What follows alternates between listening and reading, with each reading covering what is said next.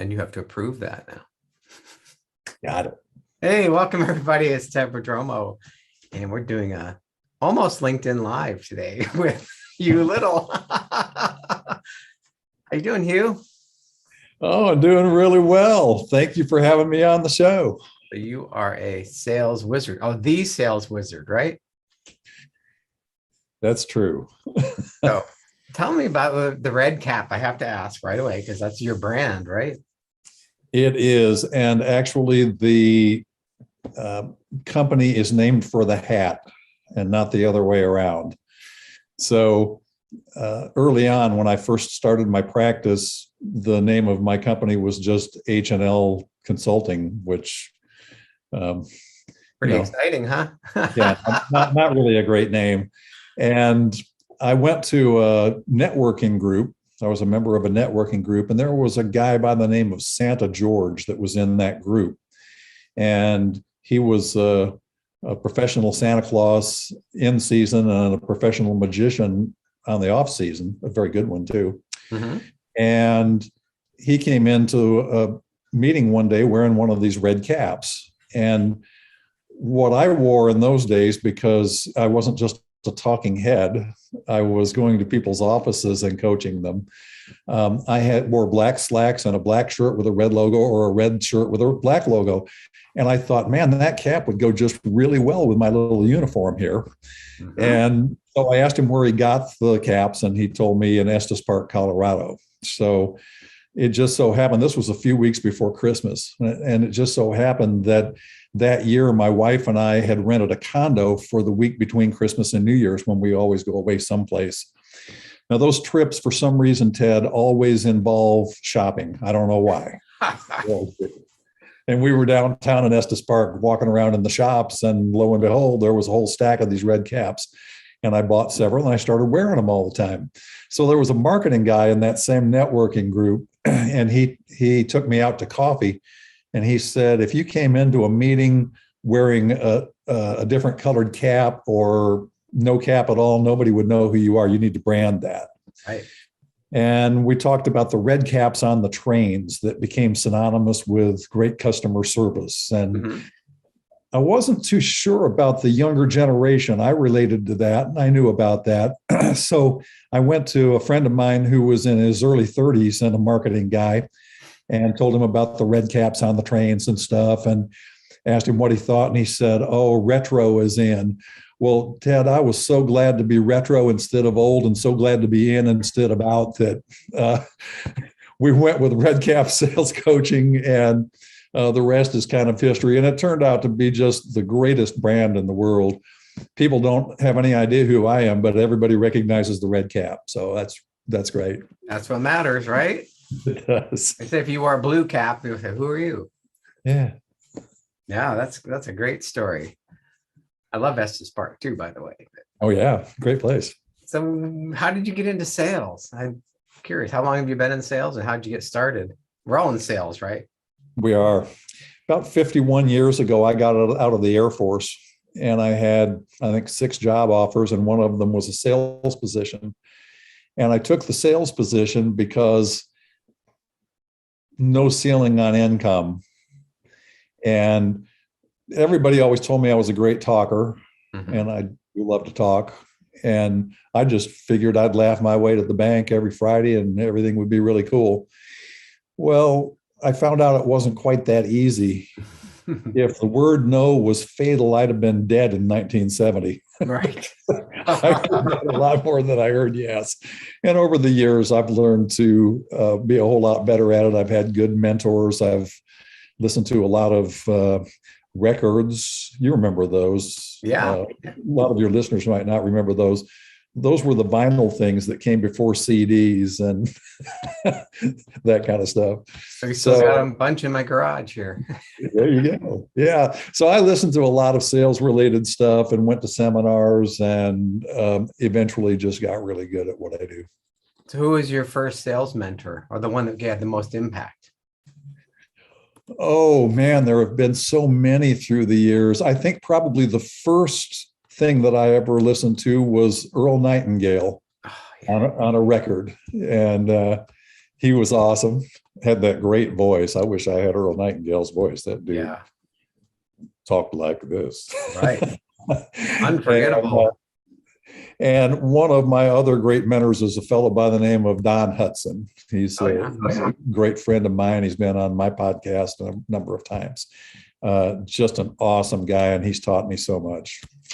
Yeah, a little side note, when we were growing up, Earl Nightingale had a little 5-minute show on our local radio station every morning at 7:45 when we were getting ready. My mom always listened to it. Our Changing World.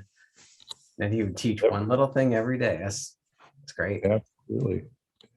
So you talk a lot about sales philosophy. Tell me more about that.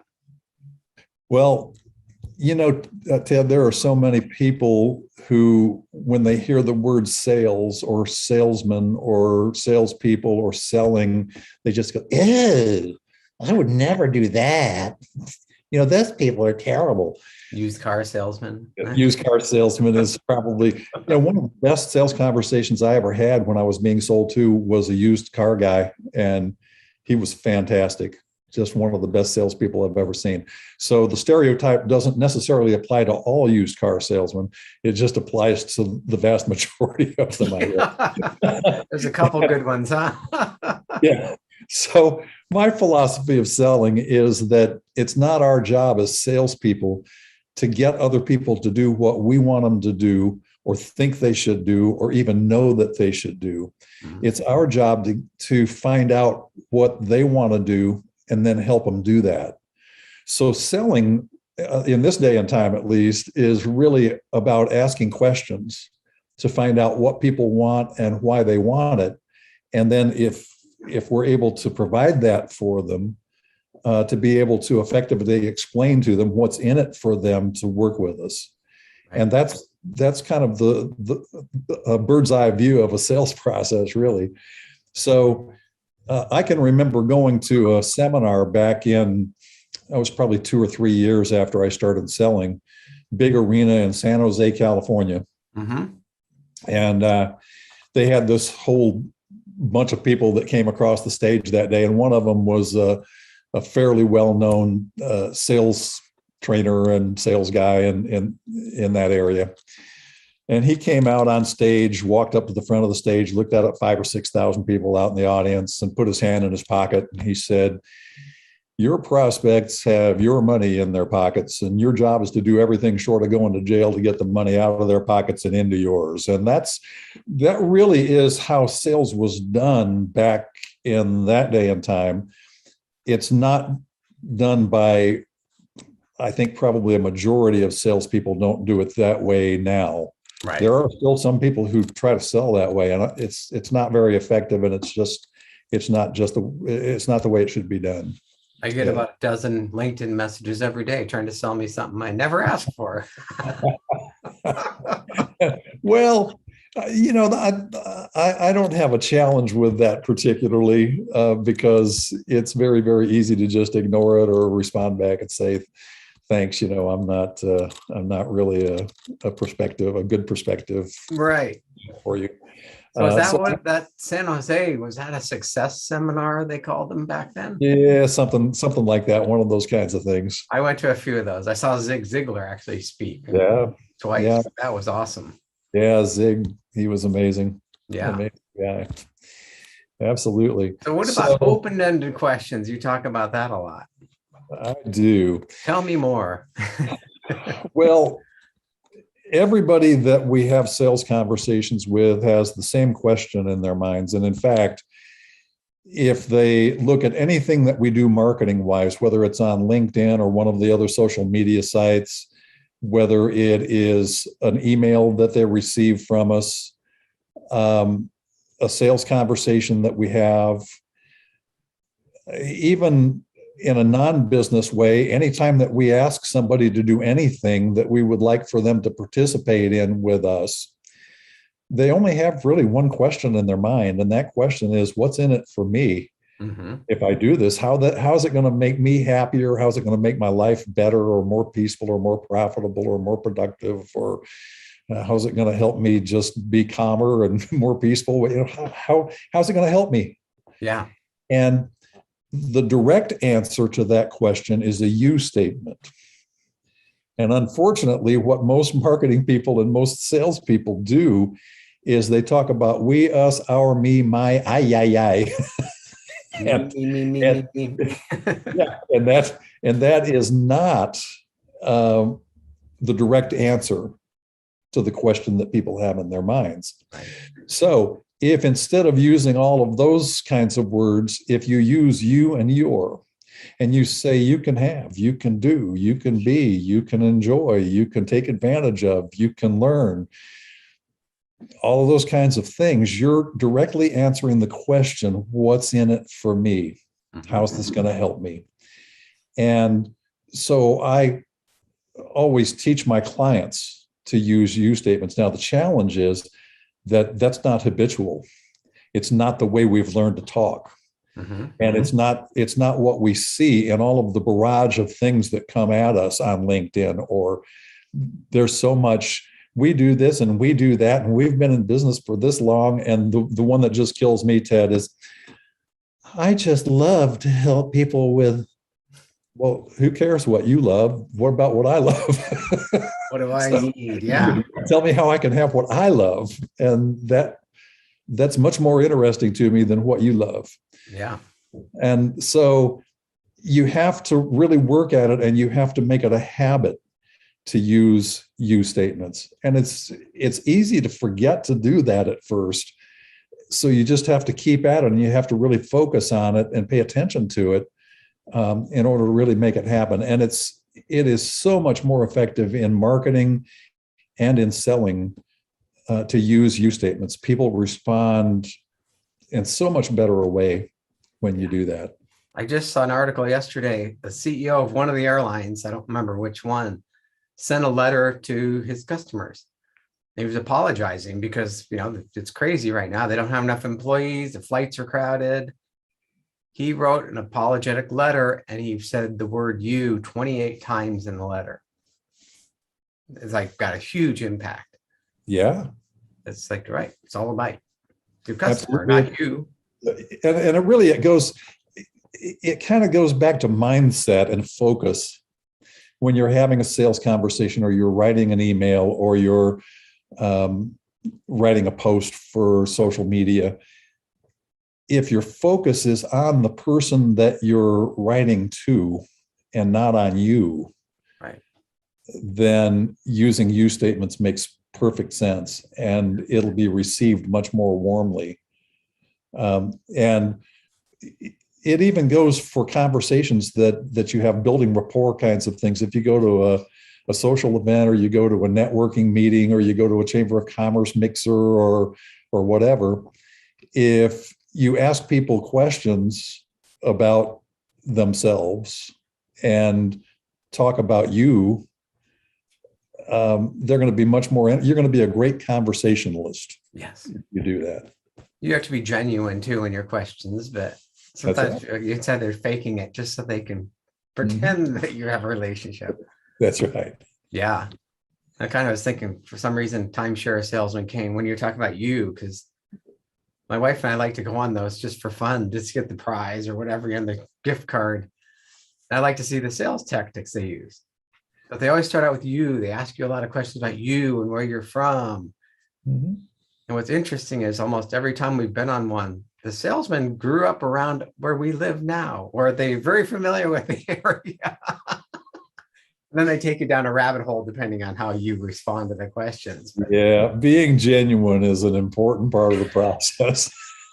That's true. And if you're genuinely interested in people, and you're asking them questions and finding common ground, that is a perfectly great thing to do. If you are faking it and you're not being genuine, then it's not. Yeah. So tell me about the sales training you offer. Do you do like one-on-one? Is it online? Is it? It is online. It's all on Zoom. And I just get to be on TV all the time. And you can get one-to-one coaching. There's a group class that's starting on Wednesday the 11th. Okay.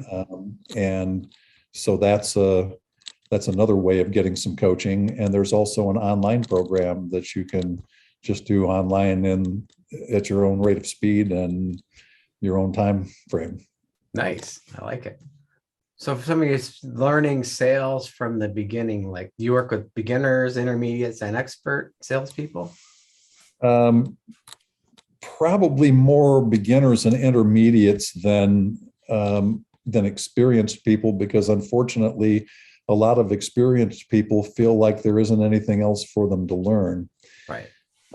Personally, I do have a sales coach. Mm-hmm. Even though I've been selling for 51 years and I've been teaching other people how to sell for about 11 years. I guess my sales coach doesn't really teach me things that I haven't heard before.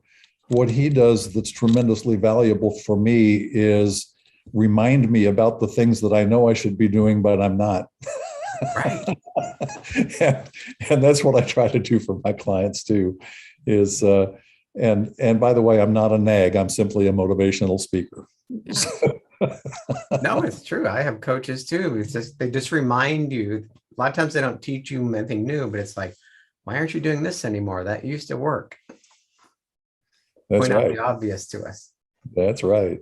That's great. So what's your website if people can learn more?